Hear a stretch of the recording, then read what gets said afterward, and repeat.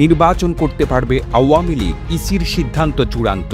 বাংলাদেশের রাজনীতিতে ফের এক বড় পালাবদলের ইঙ্গিত দিচ্ছে নির্বাচন কমিশনের নতুন উদ্যোগ। আসন্ন শেখ হাসিনা সহ আওয়ামী লীগ নেতাদের সম্পত্তিতে হামলা না চালানোর আহ্বান জানিয়েছেন অন্তর্বর্তী সরকারের প্রধান উপদেষ্টা ডক্টর মোহাম্মদ ইউনূস। ডক্টর ইউনূস এবং তার সরকারই শেখ হাসিনাকে ফিরাইয়া আনার জন্য যা যা করা দরকার এটা তারাই করতেছে। তাদের এই আওয়ামী লীগের উপরে যে সাময়িক নিষেধাজ্ঞা আছে সেটি তুলে নেয়, অথবা আদালতের মাধ্যমে অন্য কোনো নির্দেশনা আছে।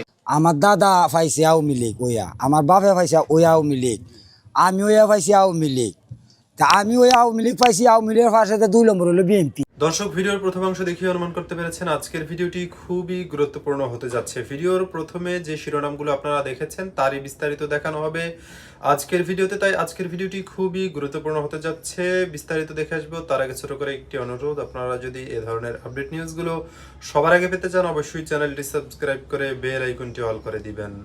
আমার দাদা পাইছে আওয়ামী লীগ ওয়া, আমার বাপে পাইছে ওই আওয়ামী লীগ, আমি ওয়া পাইছি আওয়ামী লীগ, তা আমি ওই আওয়ামী লীগ পাইছি। আওয়ামী লীগের পাশে 2 নম্বর হলো বিএনপি। কিশোরগঞ্জ রাস্তা বলতে পল্লিক গ্রাম কোনো কিছু আছে না, সব করছে আওয়ামী লীগ সরকারে। তবে জামাত এইটা হলো ইসলামী দল, ইসলামী দলের রুটে যাওয়া এটা আমি মনে করি না বালা। মসজিদে তা বালা, মানুষকে দিনে নেওয়া বালা। আমার দিনের নবী কি ফাটি করছি? জামাত তো এটা কোনো প্রশ্ন না। জামাত কি পৃথিবী থাকতে মনে হয় যে ক্ষমতা আইব, এটা বিশেষ হয় না। আমরা 14 গুণ হইলো গ্রামের ভোট, গ্রামে যেন চাইয়া ফাঁস হইব। 1 নম্বরে আওয়ামী লীগ, 2 নম্বরে বিএনপি, 3 নম্বরে ইসলাম। এছাড়া আমরা কিছু চিনি না। ব্রিজ, কালভার্ট, রাস্তা যত উন্নয়ন করার সব গ্রামের বাড়ি সব এই আওয়ামী লীগ সরকারে করছে। বিএনপির আমল একটা ইটের আদলা, একটা ইটের কোন কিশোরগঞ্জ শহরও লাগাইছে। আওয়ামী লীগ সারা ইলেকশন দিতেছে, এটা তো 1 নম্বর পার্টি। আমরা বাপ দাদা 14 গোষ্ঠী শুনাইছি, এইটা দিলে তো আমরা মানুষ একটা হাহাকারও হয়ে যায়। আমরা আর আওয়ামী লীগে যিনি করে গেছে এটা বলার মতন না। আমি তো সরকার বই তাই এই করম সেই করম কর্তার ভিতরে করিয়া লাইম, আমি অতদিন বাঁচাইতাম করে। আমরা শান্তিতে আসলাম, খুব শান্তিতে আসলাম। এখন যে অশান্তিতে আছি, গরু বাছুর মানে 5000 টাকা লয়ে বাজারও যাইতারি না। তবে আমরা গ্রামের মানুষ আওয়ামী লীগ আর বিএনপি ছাড়া কিছু চিনি না, আর সাধারণ হলো ইসলামী চিনি। দয়া করিয়া আমি কই আওয়ামী লীগ সরকারে আমরা আবার চাই নতুন ক্ষমতায় আইয়ে, তা আমরা লাগে খুবই ভালো হইব, এলাকাবাসীর লাগে, গ্রামবাসীর লাগে। আমি আওয়ামী লীগ করতাম চাই, এরা না কারে 8টা লোক কারো আমি আওয়ামী লীগকে ভোট দিয়াম। ফেসিপ বলছে এটা ঠিক করছে না, কি ফেসিপ করছে? এই দেশে উন্নয়ন করে কি ফেসিপ হয় নাকি? যে দেশ যে উন্নয়ন করছে এই উন্নয়নে কোনো সরকারে করতেছে না। দোষ থাকলে ফেসিটানের দোষ আছে, সুদ থাকলে ফেসিটানের দোষ আছে, আমার ভোটের তো কোনো দোষ নাই। এই যে নতুন ক্যারিয়ান চিবিনা কিতাব বেরিয়েছে না, এই ফুলানে ছাত্ররা লাগে তো করতে পারে, এই ফুলানে লুয়ে জায়গা। আওয়ামী লীগ ছাড়া নির্বাচনটা আমার কাছে মনে হয় যে এটা ফ্যাসিস্টেরই, অর্থাৎ স্বেচ্ছাচারিতা হবে। আমাদের কাছে মনে হবে যে এটা একটা ফ্যাসিস্ট নির্বাচন, এটা স্বেচ্ছাচারী নির্বাচন। এটা গ্রহণযোগ্য আইনি প্রক্রিয়া হয়তো গ্রহণযোগ্যতা দেখাবে, কিন্তু আসলে সাধারণ বিবেকের যে তাড়না, সেই বিবেকের তাড়নায় গ্রহণযোগ্যতা হবে না। কারণ প্রতিদ্বন্দ্বী না থাকলে, আমি তো প্রথমেই বললাম যে স্বামী যদি না থাকে স্ত্রীর মর্যাদা থাকে না।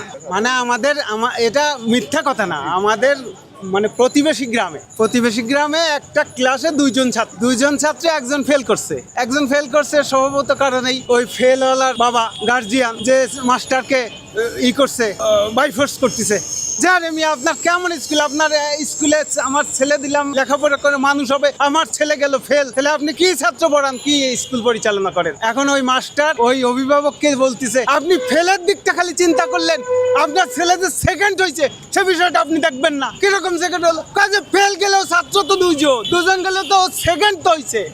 জামাতের বিষয়টা ওরকম সেকেন্ড হবে। কিন্তু আসলে আওয়ামী লীগ ছাড়া বিএনপি আর বিএনপি ছাড়া আওয়ামী লীগ এই বর্তমান প্রেক্ষাপটে এদেশের ভোটের যে বিষয়টা, গণতান্ত্রিক যে বিষয়টা, এটা কার্যকর ভূমিকা রাখবে না, এটা আমার ধারণা। গ্রহণযোগ্য আইনি প্রক্রিয়া নিয়ে যাবে হয়তো, কিন্তু আমাদের যে সাধারণ মানুষ, আমরা যারা গণতন্ত্র প্রতিষ্ঠা করতে চাই, গণতন্ত্র প্রক্রিয়ায় ভোট দিতে চাই, তাদের মন কৌতূহলী মন হয়ে যাবে। আমি যদি আওয়ামী লীগ, বিএনপি, জামাত, জাতীয় পার্টি, আমি ভোটারই না, আমি ভোটার হই না ইচ্ছা করে যে এই ভোট কারে দেবো ভোট। কিন্তু আমার কাছে মনে হচ্ছে যে এরকম গণতন্ত্র যদি আসলে গণতান্ত্রিক মর্যাদা দিতে হয়, অধিকার যদি আদায় করতে হয়, তাহলে আওয়ামী লীগের অংশগ্রহণ ছাড়া মানে এই ভোট ওই ফ্যাসিস্টেরই নামান্তর হবে। একতরফা তো আওয়ামী লীগও করে নাই, তারা তাদের পছন্দ মতো দল নির্বাচিত করে নিছে। এরকম ওই এনসিপি, গণ অধিকার, অমুক বিভিন্ন দল নিবন্ধন দিয়ে তারা জোট বেঁধে নির্বাচন করবে।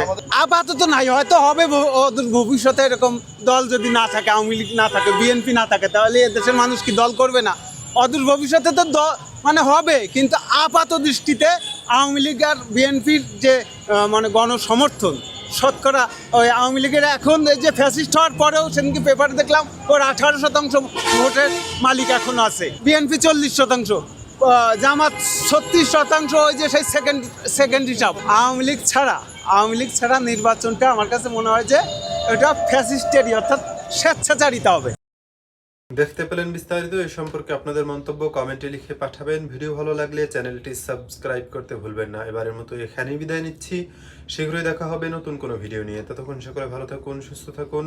আসসালামু আলাইকুম ওয়া রাহমাতুল্লাহি ওয়া বারাকাতুহু।